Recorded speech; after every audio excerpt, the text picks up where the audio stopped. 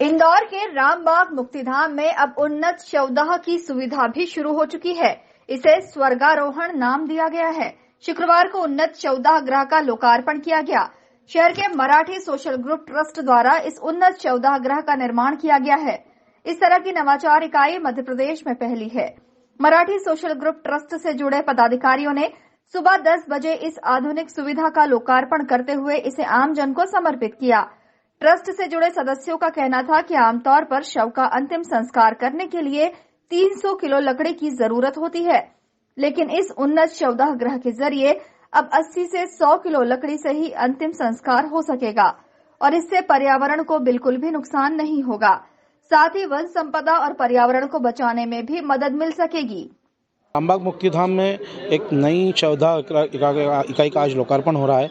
यह लकड़ी से चलने वाला शवदाह गृह है। सामान्यतः आपने देखा कि जब अपन किसी शव का दाह संस्कार करते हैं तो वो करीब 400 से 500 किलो या 300 किलो लकड़ी उसमें लग जाती है, पर इस इकाई में अगर अपन दाह संस्कार करते हैं तो 80 से 100 किलो लकड़ी में काम हो जाएगा।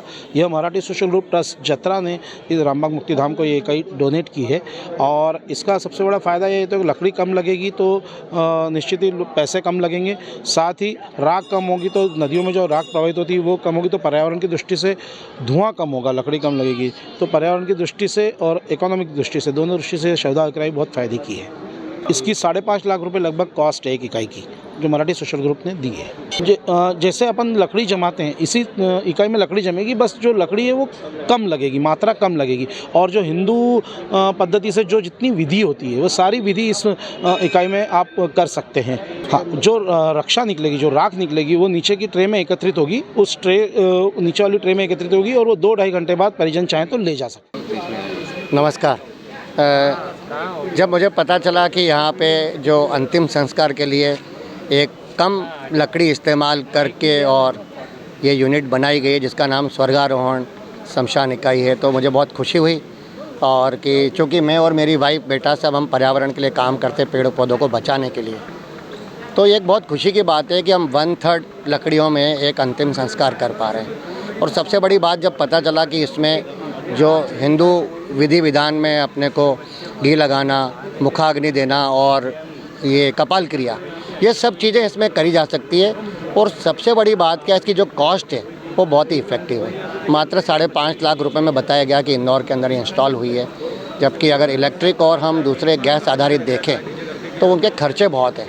और दूसरा क्या है, अगर किसी कारण से सप्लाई नहीं रही तो आपका काम रुक जाएगा।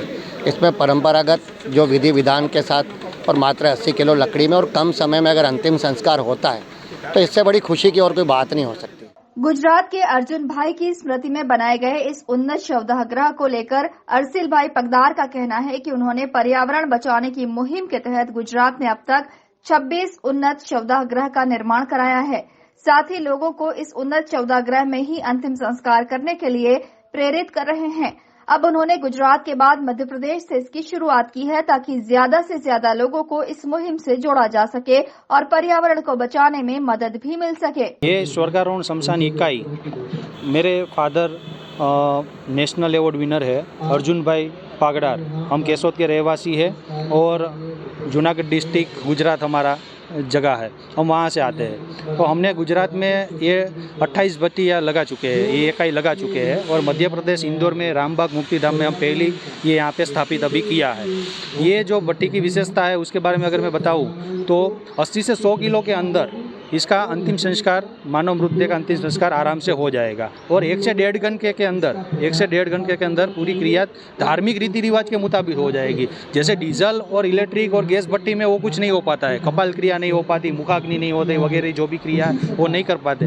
इसीलिए सब लोग क्या करते हैं ज़्यादातर कि भाई हमें वो सब भट्टी में नहीं जाना है, हमको तो जो करना है वो लकड़ी वाली में ही करना है। तो लकड़ी वाली में करना है तो उसके लिए लकड़ी 300-400 किलो लग जाती है। तो ये जब भट्टी हमने बनाई तो उसी हेतु के के साथ बनाई थी कि लकड़ी भी कम चाहिए और धर्म का भी कोई भी हिस्सा छूटना नहीं चाहिए, सब हो सकता है। तो कोई हमको उसमें आप अगर मान लो 300 किलो में जला रहे हैं तो ये 100 किलो में, तो आप 200 किलो का बचत कर रहे हैं, साथ में पर्यावरण का भी जतन हो रहा है। तो ऐसा हमने भट्टी का आविष्कार किया है। मेरे फादर को भी हफ्ते पहले क्लाइमेट चेंज अवार्ड भी मिला गुजरात सरकार के तरफ और स्टेट अवार्ड भी मिला हुआ है, काफ़ी सारे अवार्ड मिले हैं क्योंकि ये उनका इनोवेशन है। और इस प्रकार का इनोवेशन करने के लिए मेरे फादर को पेटेंट भी सरकार ने खुद करवा के दिया कि आपने ये जो नया बनाया है उसका पेटेंट भी आपको देते हैं। ये इसकी हमने यहाँ पे 5.5 लाख रुपए में इंस्टॉल किया है।